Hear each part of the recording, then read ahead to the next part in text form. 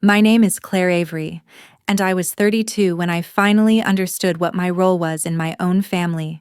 Not daughter, not sister, not even a guest.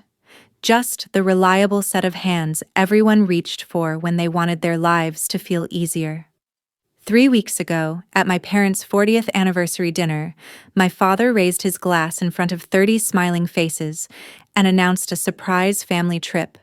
And when I asked what time our flight was, he stared straight through me and said calmly, like it was obvious, that I wasn't going. Because someone had to stay behind and take care of the kids. If you're listening right now, tell me where you are and what time it is there. I read more of those than you'd think, and it makes this feel less like talking into the dark. That night didn't end with me crying or yelling or begging to be included. It ended with me smiling the same polite smile I'd worn my whole life and walking into the kitchen like nothing had happened, because I already knew how to disappear on command. The dinner was held in the kind of home my mother liked to call respectable. The kind that sits on a quiet street where lawns are trimmed to the same height and the neighbors compete with each other using wreaths and patio furniture. My parents lived outside a city on the East Coast, in a pale, traditional house, with enough rooms to look impressive and enough rules to make you feel small. My father, Grant Avery, had retired a few years earlier from a management job at a regional bank, and he carried himself like a man who believed the world should still move at his pace. My mother, Elaine, never held a paid job but somehow stayed permanently exhausted, as if maintaining our family's image was a full-time occupation with overtime and no vacation days.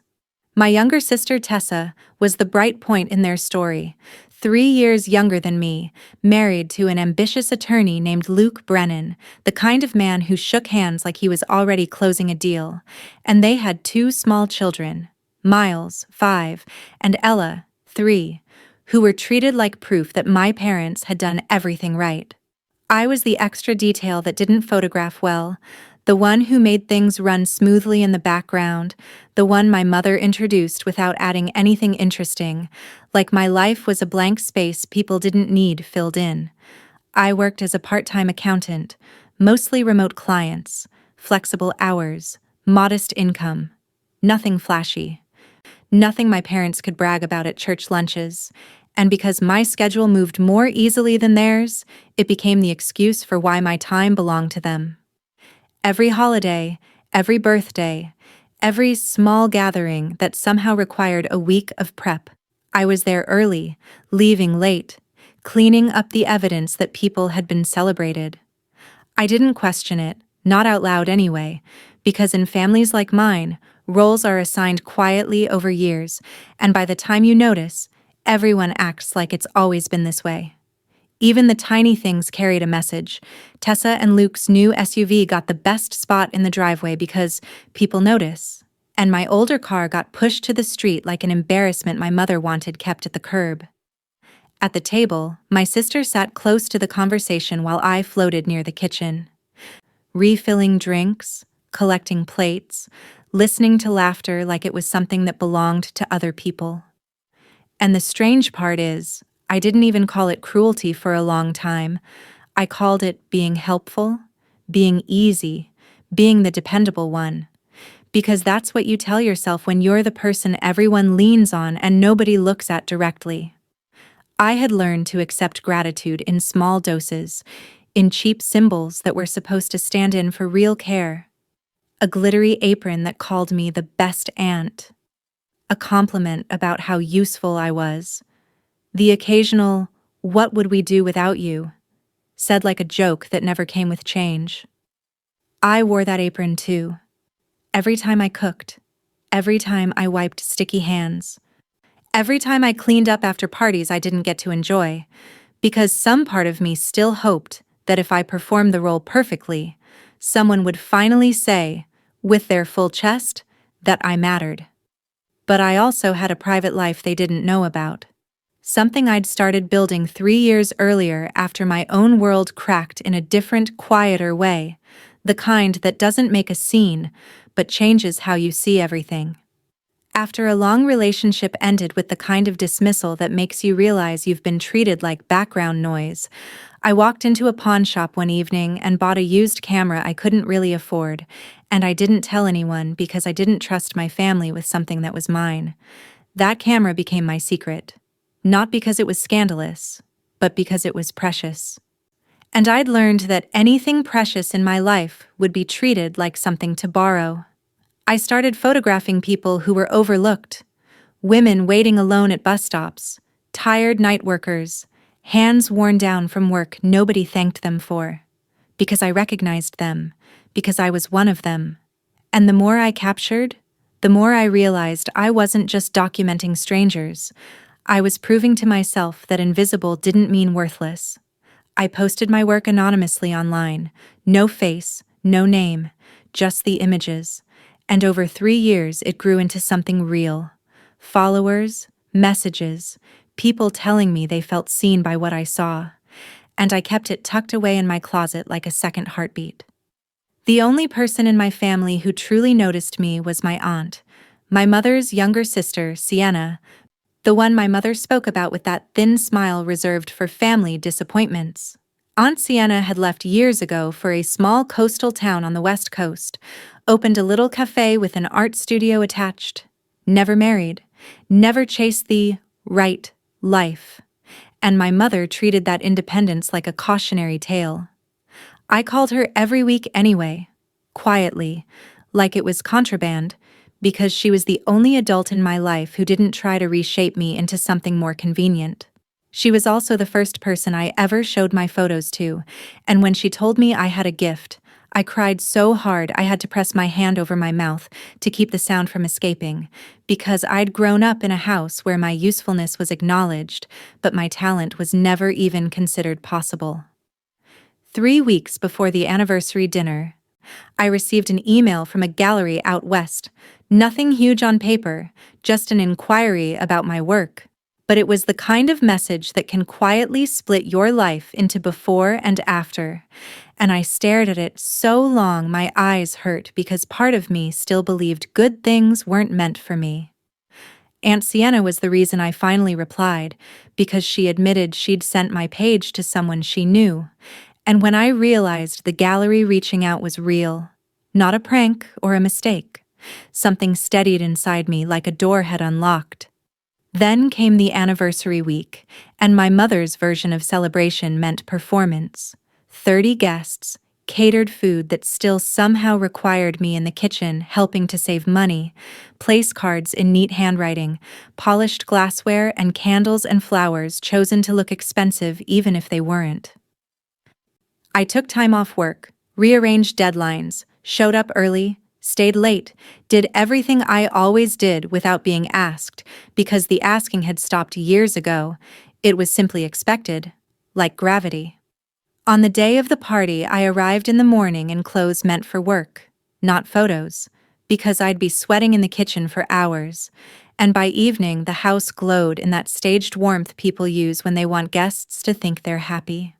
I changed into a simple dark dress and my mother still inspected me like I might ruin the aesthetic, reminding me, softly but firmly, to stay in the background because the night was about her and my father. Tessa arrived dressed perfectly, timed perfectly, carrying that bright energy that makes people lean in, and my mother practically floated to her, praising Luke, praising the children, while I hovered by the kitchen door holding a tray of appetizers like a server. Someone actually asked if I was with the catering company, and before I could answer, my mother smiled and said I was helping out, like that was all I was.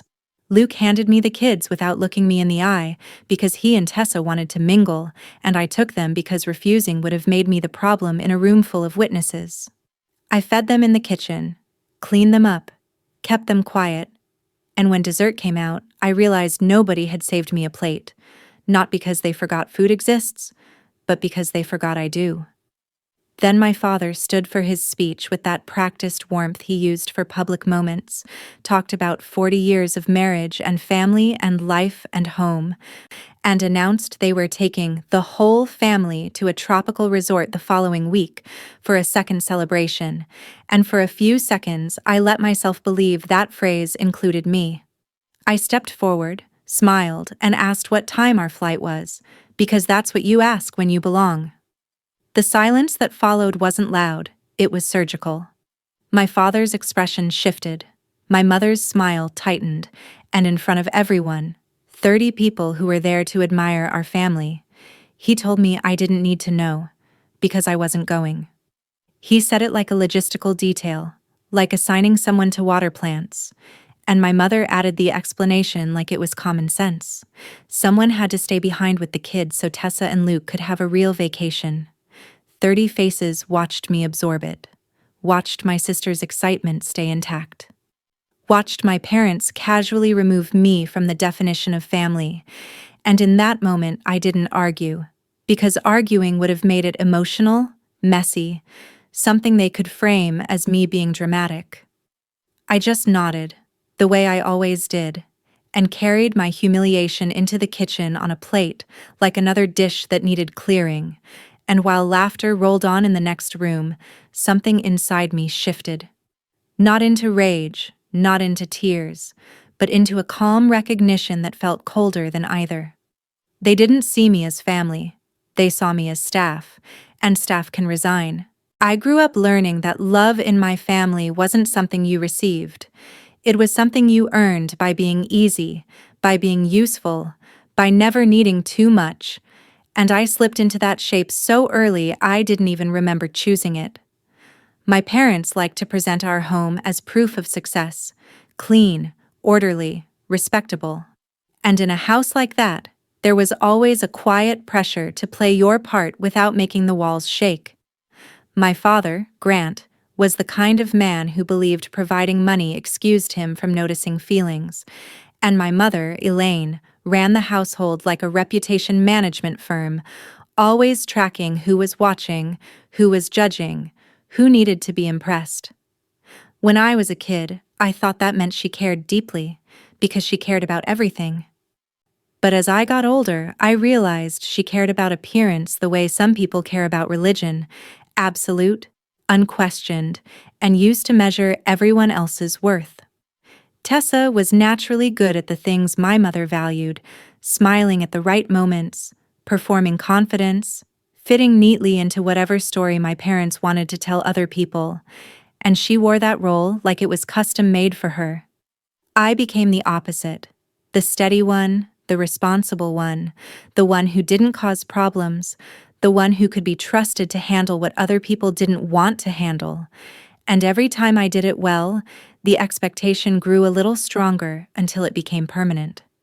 I was the oldest, which meant I was the first draft of parenting for my parents, and the first assistant my mother assigned without admitting that's what she was doing. When there was a permission slip missing, I found it. When a school project was due, I made sure it got finished. When my father worked late, I made dinner without being asked, because it was easier than listening to my mother's irritation. None of it was framed as burden. It was framed as character, as maturity, as being such a good girl. And you learn fast that praise like that isn't free. It's a contract that renews itself automatically. By the time Tessa was old enough to understand the rules of our house, I was already enforcing them for my mother, smoothing over her moods, anticipating her needs, taking the edge off the moments that might embarrass her. If my mother was stressed before guests arrived, I became the extra pair of hands that made the room look effortless.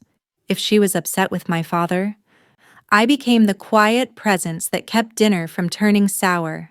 If Tessa forgot something important, I was the one who remembered because forgetting wasn't an option for me. And because I was so consistent, because I didn't push back, my family began to treat my consistency as an unlimited resource instead of a choice.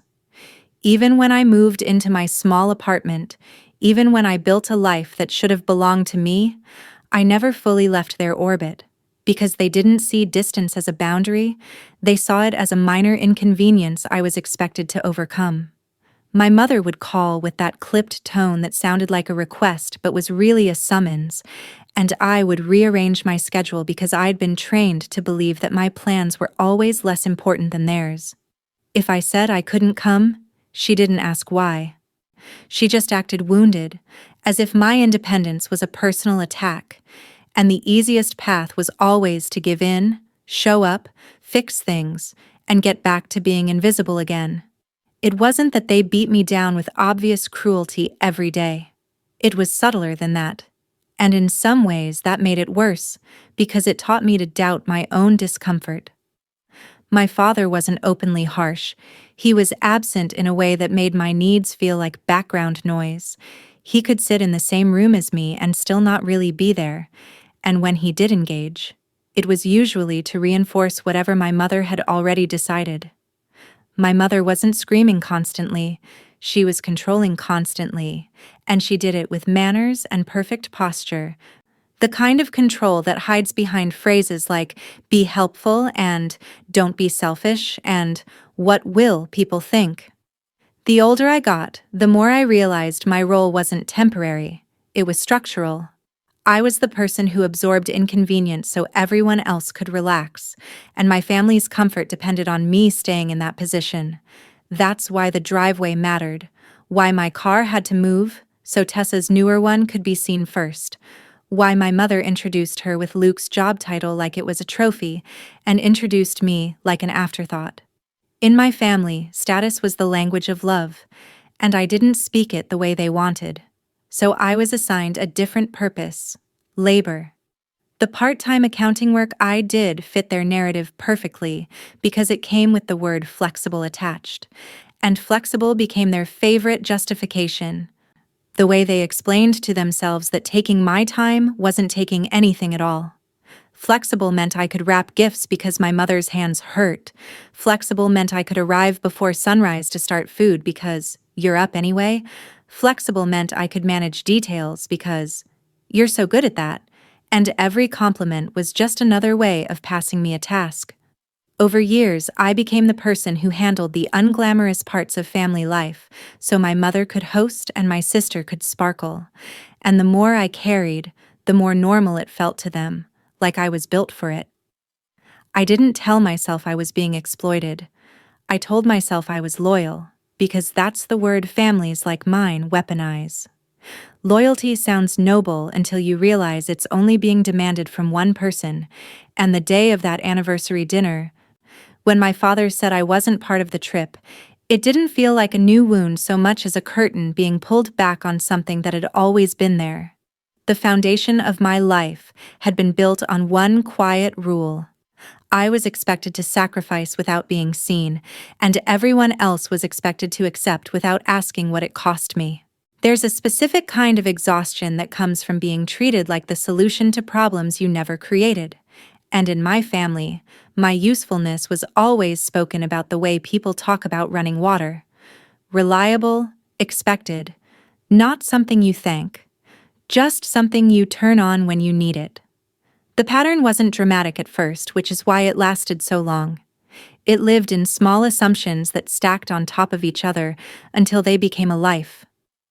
A holiday dinner wasn't a holiday dinner unless I arrived before the sun, because my mother liked everything to look effortless, and effort, in her world, was something other people provided so she could present the final product as her standard.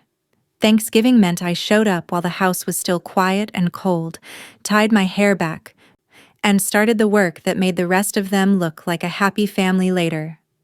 I handled the turkey, the timing, the side dishes, the last-minute fixes, and the cleanup that came after the compliments.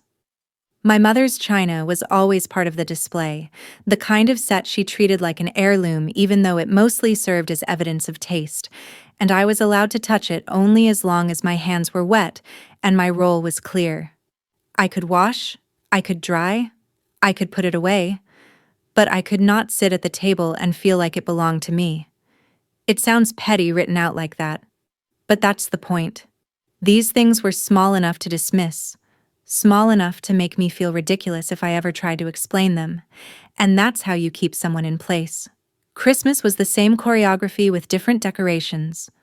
My mother would mention her arthritis in a tone that sounded like a tragedy, and somehow that meant I would wrap every gift, label every tag, carry boxes, and clean paper scraps off the floor while she sat with her coffee and supervised like a manager.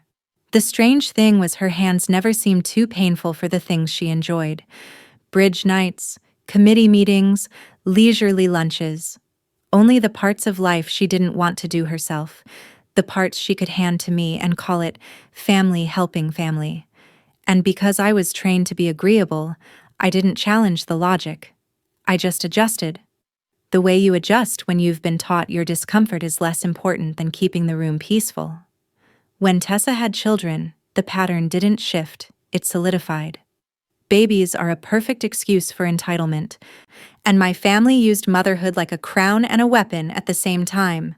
I became the unofficial child care plan without ever being asked, and it happened so smoothly it almost felt like I consented. Tessa would arrive at a gathering, kiss cheeks, drop the kids into my orbit, and float back into adult conversation like I was an extension of the furniture, like I existed to hold her responsibilities so she could enjoy being admired. Luke did the same thing with less warmth and more certainty. He'd hand me a squirming toddler with the same casualness he'd hand someone a coat, because in his mind, I was simply the person assigned to that task. The words were never please and thank you, not consistently, not sincerely. It was always practical, like moving pieces on a board that belonged to them. And I kept accepting because refusing would have made me the obstacle, and in my family, the obstacle is always the one blamed for ruining the mood. The way they talked about my time made it worse than the actual work. They spoke about my schedule like it wasn't real, like the fact I worked remotely meant my hours were imaginary, like my life existed in a waiting room until someone with a more important story needed me. Flexible became a verdict. Flexible meant I could drive across town to pick up a last-minute item because my mother forgot. Flexible meant I could stay late because the kids were wound up. Flexible meant I could cancel plans because, in their minds, my plans were never as serious as theirs. Even when I had deadlines, even when I had clients relying on me. My mother would say that phrase, "family comes first," with a calm certainty that made it sound like an unbreakable law. And what she really meant was that my role came first, the one she'd designed for me. The first time I asked to skip an event because I had a work deadline, she didn't negotiate or compromise. Her voice just turned cold, and the coldness carried a message I'd known since childhood. If you don't comply, you will be punished with distance. It wasn't shouting, it was something subtler, a withdrawal of warmth that made me feel like I'd stepped out of line, and I learned again what I'd learned before. Making myself smaller was always easier than standing in the doorway of their disappointment. They gave me gifts that were really uniforms. The glittery apron Tessa handed me that read, "Best Aunt" wasn't meant to celebrate me. It was meant to label me, to lock me into the identity they preferred. She smiled like she'd done something sweet, and I smiled back and wore it because I didn't know how to reject something without looking ungrateful, and because part of me still wanted to believe there was affection underneath the transaction. I wore it while I cooked, while I cleaned, while I wiped faces and picked up toys, and the more I wore it, the more it felt like a joke I was the only one forced to participate in. The worst part wasn't the labor itself. It was the way they treated my presence as both expected and forgettable. I could spend an entire day in that house and still not be seen as a person with needs. There were dinners where everyone sat down to eat, and nobody thought to call me from the kitchen, not because they were intentionally starving me, but because my hunger didn't register. There were conversations where they discussed the family as if I wasn't standing right there. There were introductions where my sister was presented with pride and detail, and I was presented like an extra note. "This is Claire. She helps." That sentence stayed with me because it said everything. I wasn't described by who I was, only by what I did for them. I started noticing how often my mother used my name only when she needed something done: Claire, can you? Claire, will you? Claire, you should. And how rarely she used it just to ask how I was. I noticed how Tessa contacted me most when she needed coverage, not connection. A request disguised as a casual text. A schedule dropped into my lap like it was already decided. I noticed Luke's absence until he needed something practical. And then suddenly he had time to speak to me. And once I noticed, I couldn't unsee it. The years behind me rearranged themselves into a single, clean pattern, like a photograph coming into focus. The realization didn't arrive with fireworks. It arrived one random evening while I was at their house after dinner, standing over the sink, scrubbing a pot my mother loved but never washed herself. My hands were wet, my shoulders ached, and the house was quiet, in that way it gets when everyone else has already relaxed, already moved on, already taken their comfort and left the cleanup behind. I paused and tried to remember the last time anyone in my family invited me somewhere without attaching a task to it, without needing me to bring something, do something, handle something. I couldn't remember. That's when the awareness stopped being a thought and became a weight in my chest. I wasn't being included. I was being deployed. And as that weight settled, another truth rose up beside it, calmer but sharper. If they only valued me when I was useful, then the only power I had was the ability to stop being useful. I didn't say it out loud. Not then. I just rinsed the pot, dried my hands, and looked around that kitchen like I was seeing it for the first time, not as my childhood home, but as a workplace where I'd never been paid. And somewhere in the background of my mind, the thing I'd been building in secret, my camera, my photographs, the gallery email, felt less like a hobby and more like an exit. The change didn't announce itself the way people expect change to happen. There was no confrontation, no dramatic vow to do better for myself, just a quiet pulling back that started in my chest and spread outward until my whole body learned a new posture. After that night at the sink, I stopped offering myself automatically, and that was the first thing that felt different. I still showed up, still did what was asked, but I stopped anticipating needs before they were spoken, stopped racing ahead to smooth problems before they appeared, and the absence of that extra effort created a silence no one knew how to name. My family didn't comment on it directly, because people who benefit from your overextension rarely acknowledge it as something separate from you. They just feel the loss of convenience and wait for it to correct itself.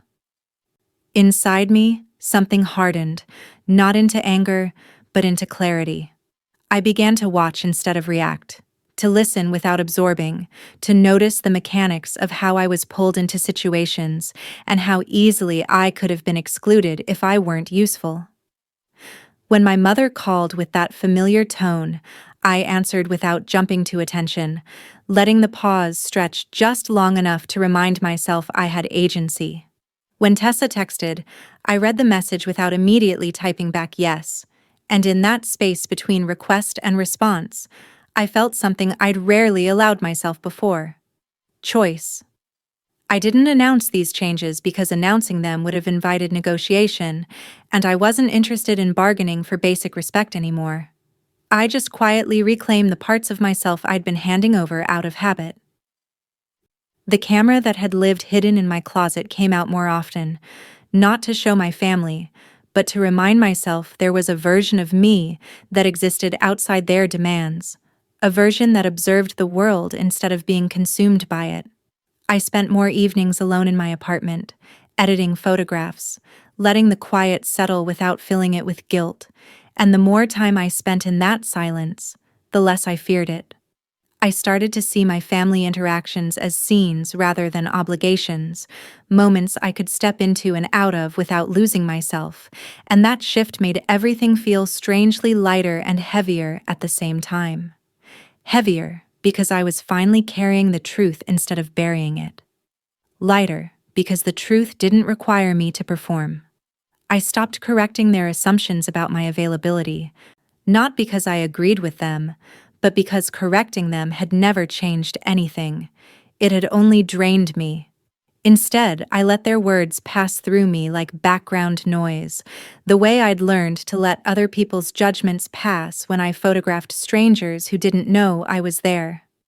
I noticed how often my mother framed her needs as inevitabilities, how often Tessa spoke in conclusions instead of questions, how Luke assumed logistics were my responsibility by default.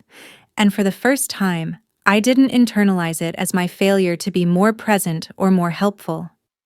I internalized it as data. The emotional withdrawal wasn't visible on the surface, but it was total on the inside. I stopped explaining myself to people who had never explained themselves to me, stopped defending my right to exist beyond their expectations. There was a strange calm that came with that decision, like standing behind glass during a storm and realizing you don't actually have to run into the rain anymore. I still nodded, still smiled, still played the role well enough that no one accused me of changing, but the difference was I was no longer invested in being understood by them. I had spent my whole life trying to make them see me, and now I understood that their blindness wasn't accidental, it was convenient. Accepting that didn't make me bitter, it made me precise. Every interaction became a confirmation rather than a question, and with each confirmation, my attachment loosened a little more. By the time my parents' anniversary week arrived, the emotional distance was already in place, quiet and solid, like a bridge I'd built without telling anyone I was leaving the shore. I didn't know exactly when I would cross it, or what would happen once I did.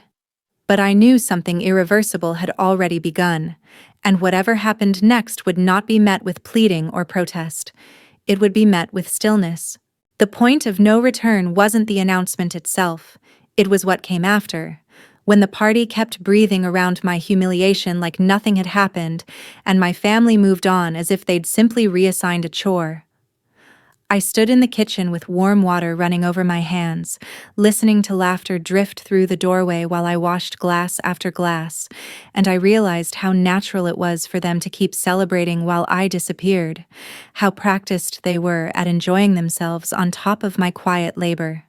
Tessa eventually slipped in, her red dress brushing the doorframe, her voice soft in that way she used when she wanted to seem kind without actually changing anything, and she told me not to be upset. Told me I knew how it was. Told me she and Luke really needed this time together. Like the need itself was the only justification required. I kept my eyes on the sink, kept my movements calm, because I already understood the script.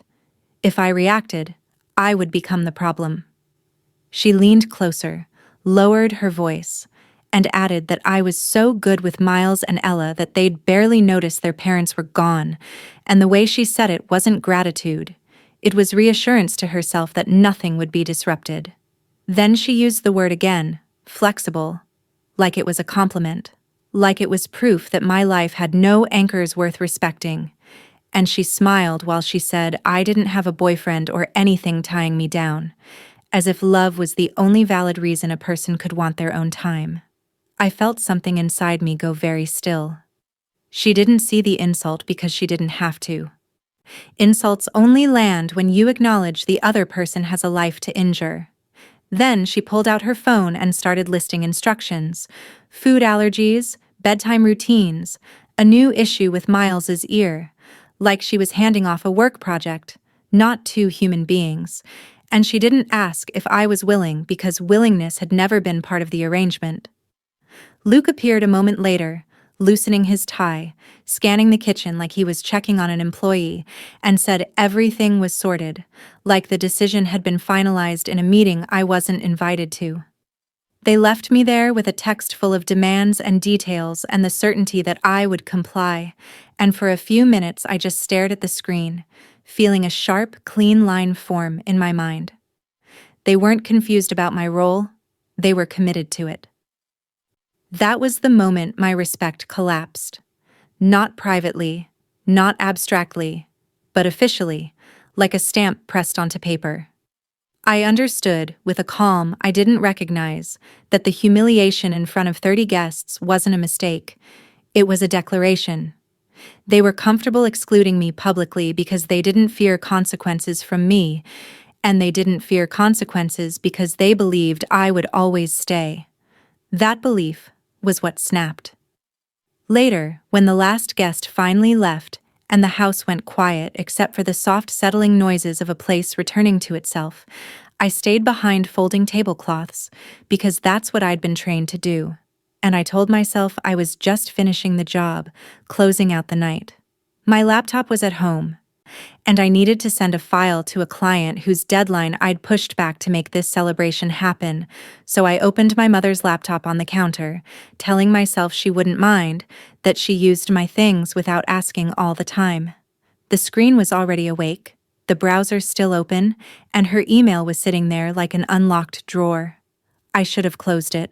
I knew I should have. But then I saw my name in a subject line, something about travel arrangements and the Claire situation. And my body went cold in a way that had nothing to do with the late hour. My hand hovered. I knew whatever was behind that line would hurt, and I clicked anyway.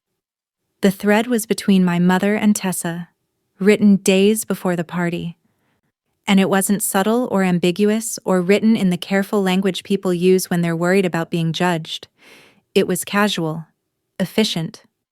My mother wrote about keeping me behind to watch the kids, because I didn't have anything important to do, said Luke was right, compared me to free help, and added that I should be grateful they gave me something to do at all. Tessa replied like it was funny, agreed completely, said I'd probably feel useful for once, called it sad, but said at least it worked out for them. I read it 3 times, not because I didn't understand the words, but because I needed to watch my brain accept that people who claim to love me could speak about me like that and still sleep at night. The shock wasn't that they thought it.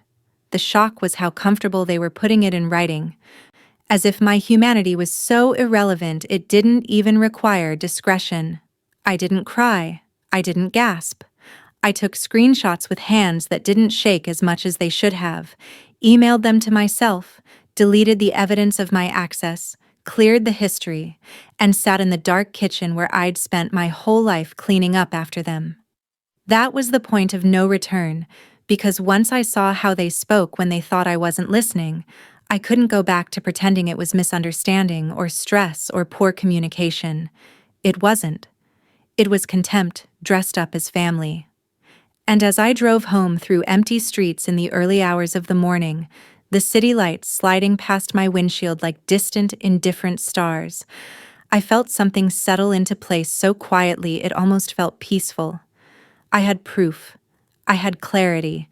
And I was done being the person they could discard and still expect to return. By the time the sun came up, my family was already operating under the assumption that everything was settled, that the inconvenience of explaining my absence had been handled, that I would fall back into position the way I always had. The next day, messages started arriving with the calm confidence of people who don't think they can be refused. Tessa sent another list, longer this time, color-coded, full of reminders about snacks and school pickup and bedtime habits, written like a project outline that assumed my compliance was guaranteed. My mother called and left a voicemail that sounded almost cheerful, talking through travel details I wasn't included in, reminding me where extra supplies were kept, telling me she'd written instructions just in case, as if the role assignment had already been signed off by some invisible authority. There was no apology, no acknowledgement of the scene from the night before, because in their minds, nothing had gone wrong. I had been corrected publicly, repositioned efficiently, and life was continuing exactly as planned. Luke texted once, a short, practical message about drop-off times, the kind of communication you send to someone whose job is already understood. And when I didn't respond immediately, he followed up with a thumbs-up emoji, like the silence was just a delay, not a decision. Watching it all unfold felt surreal, like standing outside a building you used to work in and realizing they'd already filled your desk before you officially resigned. They talked around me instead of to me, referenced me without engaging me, and that distance made it clear they believed the worst part was over. The discomfort of announcing my exclusion had passed, and now they could enjoy the benefits without further resistance. In their story, I would cool down, accept reality, and show up when it mattered, because that was who I'd always been. The reliable one, the reasonable one, the one who didn't make things difficult.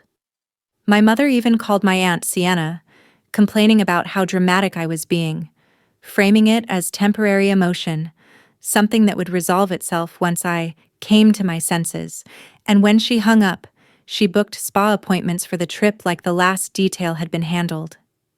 They packed their bags without hesitation, spoke about the vacation like it was earned and deserved, and never once asked if I was okay with any of it, because they genuinely believed my feelings weren't relevant enough to factor in. That belief gave them confidence, and confidence made them careless. They celebrated early, emotionally, assuming the system would hold because it always had. I watched it from a distance, my phone lighting up with reminders of the life they thought they controlled, and instead of feeling panic or guilt, I felt a strange clarity, like the outcome was already decided and I was simply waiting for the right moment to step aside.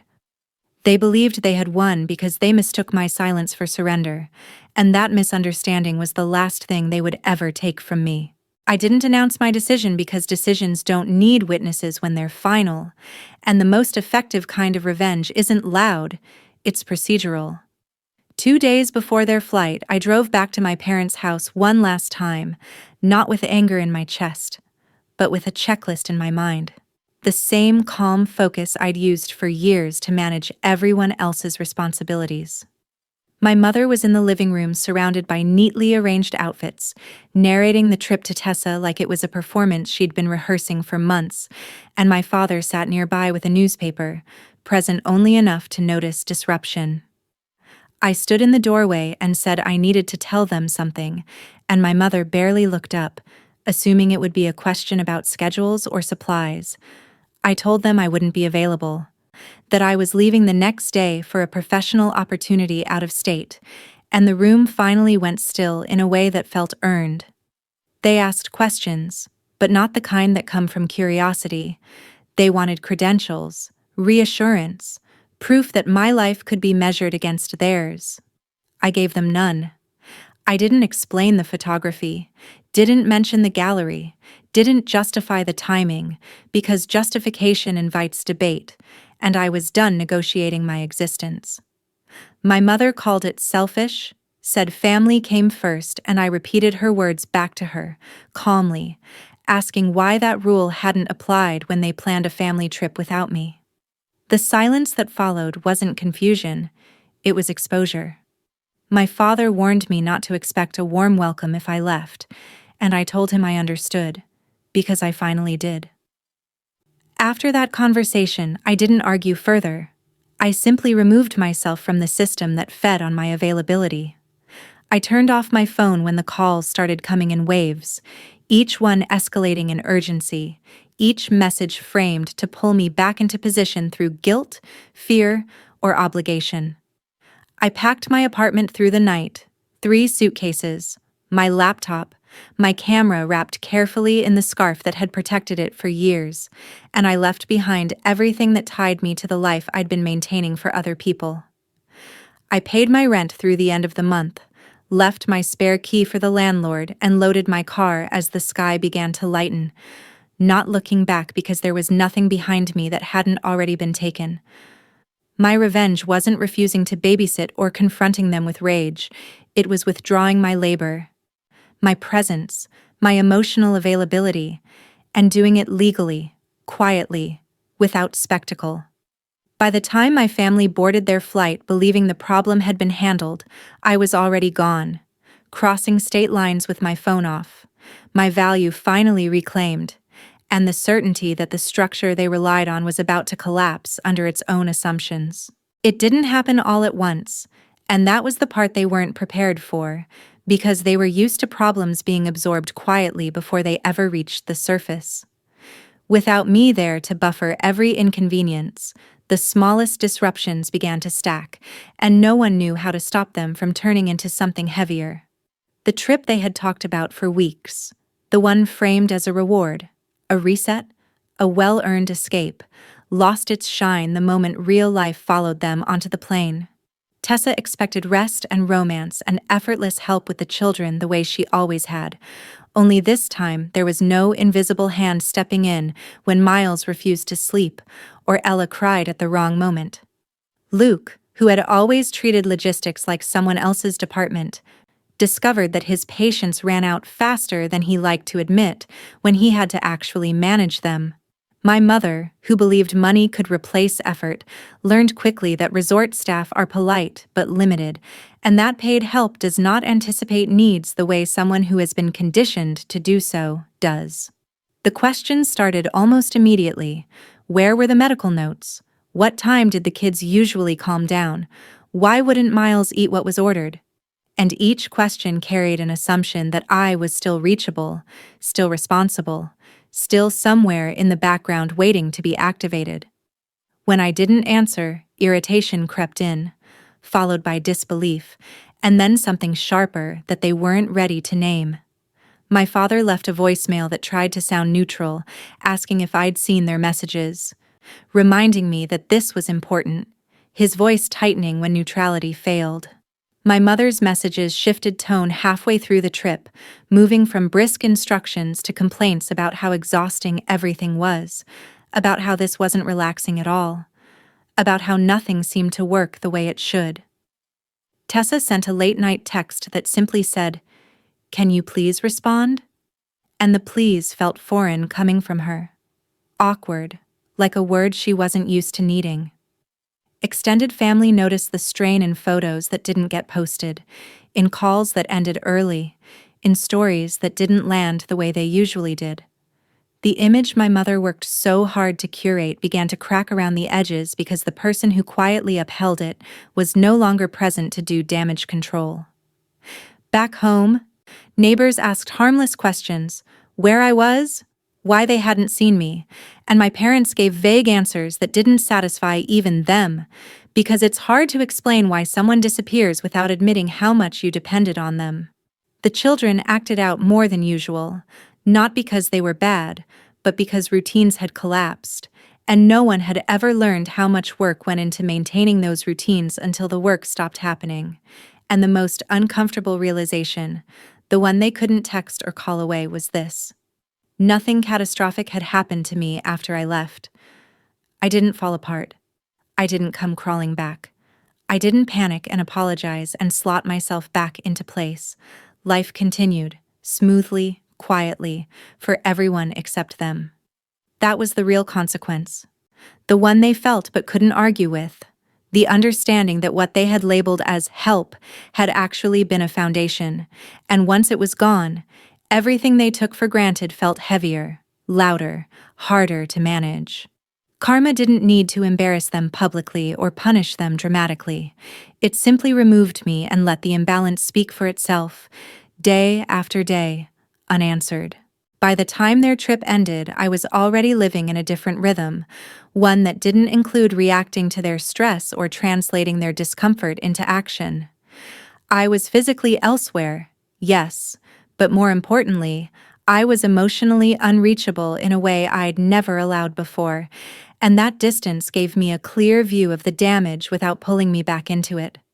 When I finally turned my phone fully on days later, I listened to the voicemails once, calmly, like you'd listen to recordings from a past life you no longer inhabit. My mother's messages were tight and clipped, irritation wrapped in forced composure, complaining about how difficult everything had been and how ungrateful the situation felt, as if the universe itself had inconvenienced her. My father's voice was quieter, restrained, carrying confusion more than anger, the sound of a man realizing too late that the structure he relied on had been doing more work than he ever acknowledged. Tessa's messages were the hardest for them, I think, because they were scattered and inconsistent. Confidence collapsing into frustration, frustration slipping into something close to panic, and then retreating again into entitlement, like she couldn't decide which version of herself would get me to respond. I didn't reply. Not because I wanted to punish anyone, but because stepping back in would have erased the boundary the consequences were finally enforcing for me. I had learned that rescuing people from the outcomes of their choices only teaches them that they're allowed to keep making those choices. So I stayed silent, not dramatically, not as a statement, but as a fact. When they returned home, the silence followed them, settling into the spaces where I used to be, the missed details, the extra effort, the uncomfortable awareness that things no longer ran smoothly by default. I heard about it indirectly, through distant relatives and half-finished conversations, about how tired everyone seemed, how my mother complained more than usual, how Tessa suddenly sounded overwhelmed in a way she'd never admitted before. And through all of it, I remained outside the damage, not observing with satisfaction or pity, but with a neutral clarity that surprised even me. I didn't feel the urge to explain myself anymore, because the explanation had already happened in the only language they respected, absence. I didn't feel tempted to return and fix things, because fixing them would have required me to step back into a role I no longer recognized as mine. Standing outside it all, I realized something quietly powerful. The chaos wasn't mine, and therefore it wasn't my responsibility to resolve. I hadn't broken anything, I'd simply stopped holding it together. And for the first time, that distinction felt solid enough to stand on. The last contact didn't come with fireworks, just a thin attempt to restore the old arrangement as if it had only been temporarily interrupted. A week after they got home, my mother called and left a voicemail that sounded like she was offering me a path back to normal, asking if I'd gotten this out of my system, saying it in the same tone she used when I was younger, and she believed my feelings were a phase she could outwait. I deleted it without replaying it. My sister sent one message after that, shorter than all the others, telling me the kids missed me, and it was the closest she could get to an apology without actually admitting what she'd done. I stared at it for a moment, not angry, not softened, just aware. And then I put the phone down and went back to my life. My father surprised me, not with sudden courage, but with something small and honest enough that I could recognize it as real. An email, 3 sentences, saying he'd seen what I was doing, that he hadn't understood, that he was proud. I kept that one, not because it repaired anything, but because it proved that at least one person in that house had finally looked at me and seen an actual human being instead of a function. I didn't return to the family the way they expected, and I didn't cut them off with dramatic speeches either. I simply changed the terms by leaving and refusing to negotiate with guilt. Over time, the relationship rearranged itself into something distant and civil. Holiday texts, occasional updates, a polite kind of space that felt healthier than the closeness that had always required my surrender. I never went back to that driveway to move my car for someone else's shine, never returned to that kitchen to scrub pots while everyone else celebrated, and I didn't miss it the way I thought I might. Because what I missed wasn't the work. It was the idea that I belonged. The truth is, I had belonged all along, just not to them, not in the way I was trying to force. I belonged to the parts of myself I kept hidden for survival, the parts that saw beauty, that built quietly, that waited patiently for the right door to open.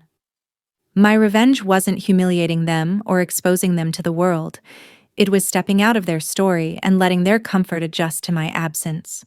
I didn't need to punish anyone, because the consequences were built into the way they'd treated me, and all I had to do was stop absorbing the impact. When I look back now, the anniversary dinner feels less like the worst night of my life, and more like the moment the last illusion died cleanly. I didn't win anything they can take away from me. I just left, and I stayed gone.